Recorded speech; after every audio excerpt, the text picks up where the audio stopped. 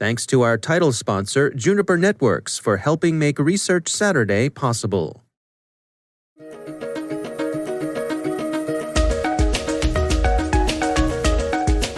Hello, everyone, and welcome to the CyberWire's Research Saturday. I'm Dave Bittner, and this is our weekly conversation with researchers and analysts tracking down threats and vulnerabilities, solving some of the hard problems of protecting ourselves in a rapidly evolving cyberspace. Thanks for joining us.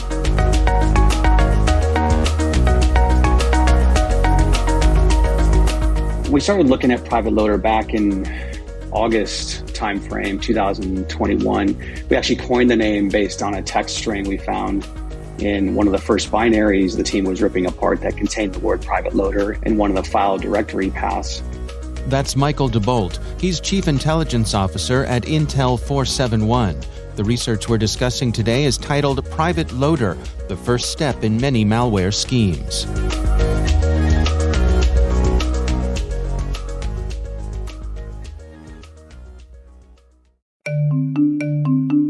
Juniper Connected Security helps organizations build threat-aware networks that extend security to every point of connection across the network. To learn more, visit juniper.net/security or connect with Juniper on Twitter or Facebook. That's juniper.net/security.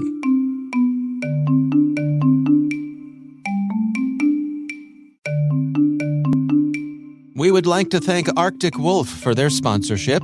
As the size, scope, and sophistication of attacks continues to grow, many organizations spent the last year overwhelmed by perpetual change, wondering when, where, and how things will ever improve.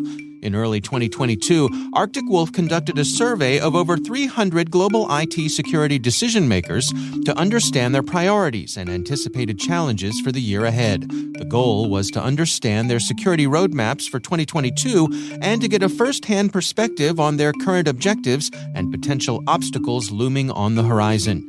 Visit arcticwolf.com/cyberwire to see what they learned.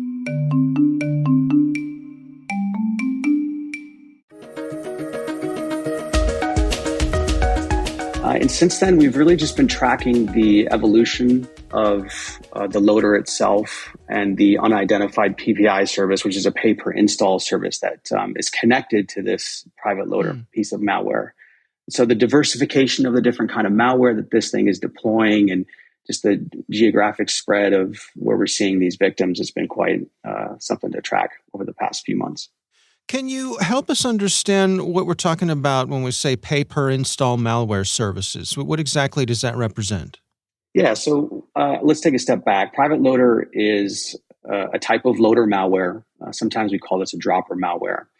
And its primary purpose is to install other malware payloads onto victim machines. So those other malware payloads could be anything from remote backdoors to banking Trojans, information stealers. We've even seen ransomware at times. So this PrivateLoader malware is connected to a pay-per-install service, which we've actually, interestingly enough, haven't been able to connect the PrivateLoader malware to a known service in the underground. We can touch on that if you want. But PPI services have been around for a very, very long time.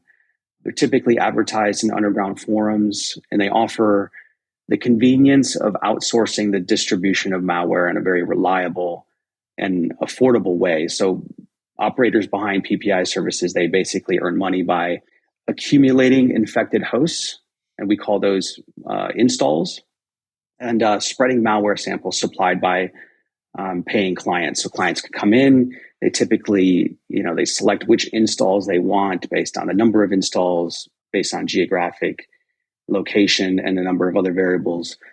And like other enabling services that we see, like bulletproof hosting, for instance, PPI services are really important for the cybercrime ecosystem because if you think about it, over the years, us as security professionals, we've kind of made things increasingly harder and more difficult for malware operators to actually get their malware onto victims' machines.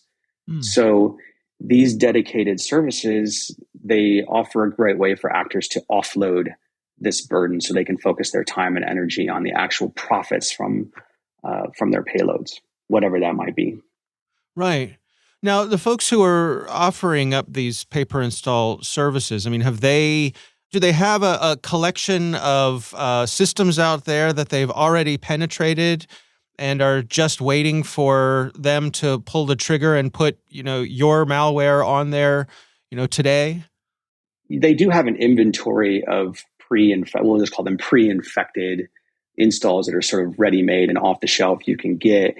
So the PrivateLoader malware is distributed through a network of fake websites that lure unsuspecting visitors to download cracked or pirated software. And the theme of the day for this group in particular is mostly around antivirus programs or privacy tools.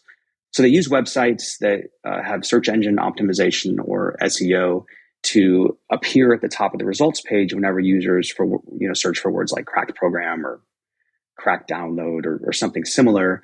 Visitor goes to one of those websites, they click on a download link, the embedded JavaScript makes a few redirects and eventually downloads this PrivateLoader payload from one of the backend servers that the operators manage. And that's typically in the form of a password protected zip file. So then it gets onto the victim's machine and the loader malware is either installed by itself or it may come with another payload from, say, a client who paid for that install. Hey, I want to drop also an information stealer or a banking Trojan, or even another loader like Smokeloader, which is actually quite common in this case.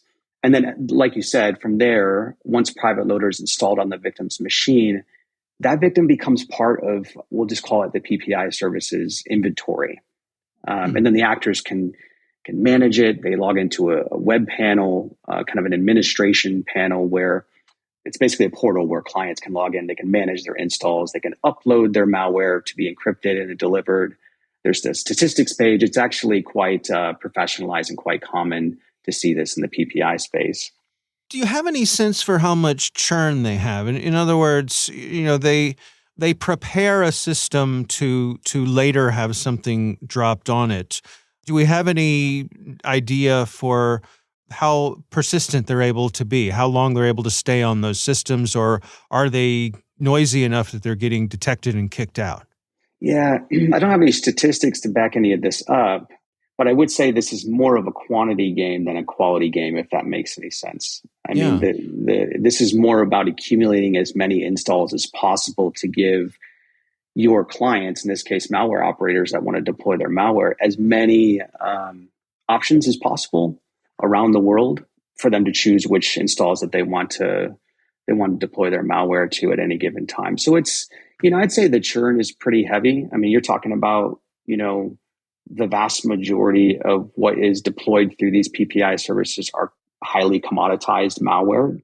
So the blocking and tackling of those particular types of malware is a little bit easier than, say, nation state curated malware, where it becomes a little bit more challenging to identify and block those attacks. So I'd say the churn is a little bit more for PPI services to try to keep up their inventory. But I mean, we're talking about, many, many, many installs at any given time. They can withstand churn, if you will. I see. One of the things that you all have tracked here in your research are the various malware families that get dropped here. Can you give us a little description of what's going on and what this indicates to you? It's interesting because on its face, there's nothing really that sets this PPI service apart from other similar services. In fact, most of the activity, and you'll see this in our blog, with the delivery mechanisms and the commodity malware that we're seeing it drop is kind of low to mid-level stuff. But one notable thing that did catch our attention, and we noticed this in our blog as well, is that PrivateLoader was used to drop some high-level, high-profile malware, including Dridex and TrickBot and a couple others, in a very short time window. So that's interesting. We don't know yet if this indicates any sort of formal partnership between the PPI service provider and those more sophisticated crews. It could be some sort of affiliate arrangement, or it could be that these crews are simply testing this new PrivateLoader PPI service as a new delivery mechanism. But it's definitely something to keep an eye on, as it would indicate, early indication, I would say, that this service is operating at a higher echelon of reputation and credibility. by working with those more sophisticated malware families. Now, you also noted that PrivateLoader embeds a region code in its communications with its C2 server. What does that represent in your estimation? Sure. It's just another way for these PPI service providers to sort of categorize and offer clients who are coming in to select their installs another factor, another variable to which they can select installs that cater to the different types of malware that they're using. So say, for instance, I'm a malware operator and I want to target banks within a certain region. I'm going to select installs within that region that I know victims are logging into a certain a bank or a set of banks within that region that my malware is catered to, say, steal their login credentials, for instance. So it's just another way for PPI services to offer that as another feature within their service that actors can leverage for more targeted geographic attacks. Do you have anything that indicates any sort of, with any confidence, any attribution of who's behind this? Yeah, so that's the tricky part, right? Attribution is always the hardest thing to accomplish whenever we're doing cybercrime research. And I always like to say, just as a side note, we don't do attribution for attribution's sake. We want to do attribution to know who the actors are behind whatever the threat is, so that we can establish a pattern of, how are they acting? What are the TTPs that we're likely to see? We've seen with ransomware actors, for instance, them rebranding over and over and over again.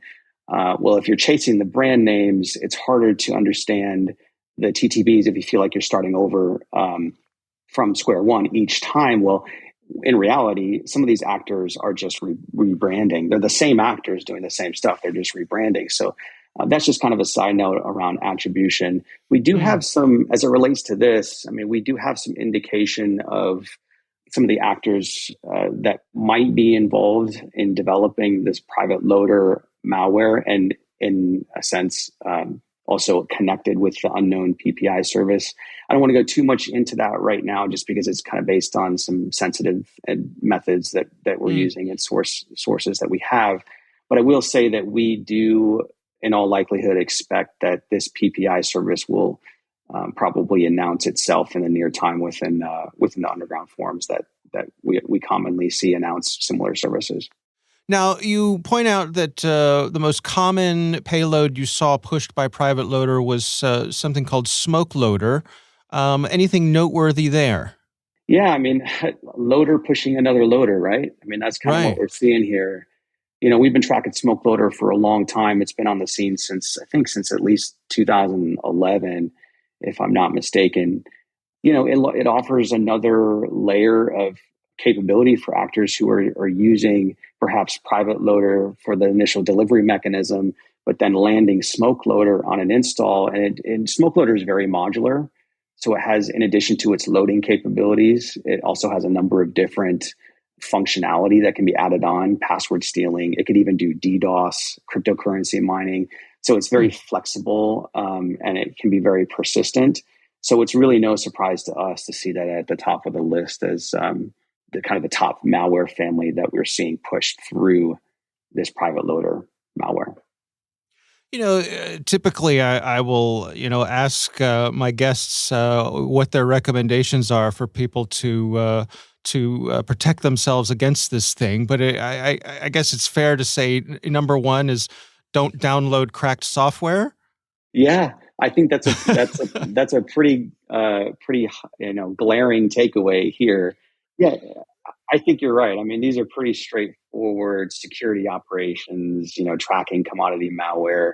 The biggest thing is, you want to protect against, this is going to sound real obvious, right? But you want to protect against being a victim of a PPI installation. You don't want to be, you don't want any of your employee workstations to become part of this inventory that sort of bad guys can pick and choose from to deploy whatever malware they want to.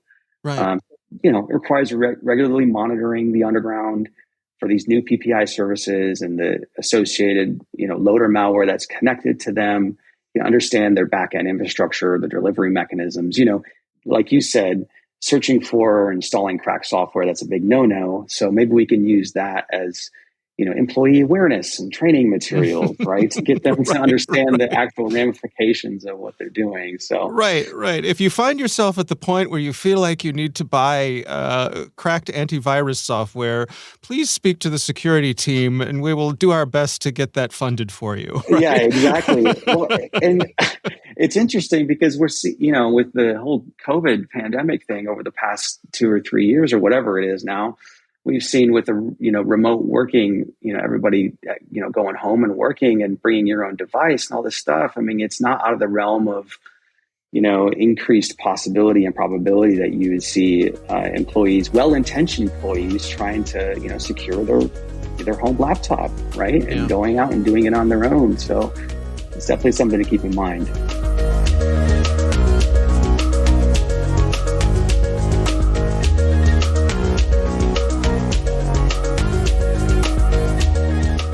Our thanks to Michael DeBolt from Intel 471 for joining us.